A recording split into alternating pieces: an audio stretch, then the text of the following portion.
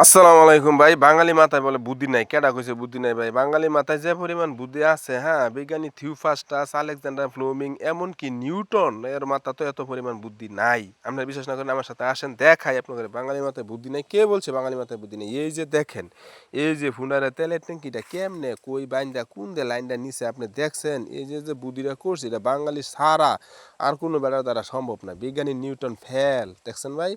এরপরও যারা খুব বাঙালি মাথায় বুদ্ধি নেই আমি এটা বিশ্বাস করি না। অসম্ভব বুদ্ধিমান একটা কাজ হয়েছে। আপনারা এর থেকে ওই লোকটারে কত নাম্বার দিবেন? আসেন আপনাদেরকে দেখাই এই গাড়িটা আসলে এই বুদ্ধিটার দাতাকে, এই বুদ্ধিটা এত সুন্দর বুদ্ধিটা কে দিছে, কার মাথা থেকে আইছে এটাও আপনাদেরকে দেখাবো। হ্যাঁ, আমার সাথে আসেন। এই যে এই বুদ্ধিদাতা আসতেছেন আমার বন্ধু আসাদুল। আমি কইতাছি তার কথা। এই বুদ্ধি দেখা হয়েছে একমাত্র বুদ্ধির দাতা। এই দেখছেন আল্লাহর রহমতে তার একটা মাথা মানে বালাই আছে, তার মাথা এক নম্বর বুদ্ধিদাতা।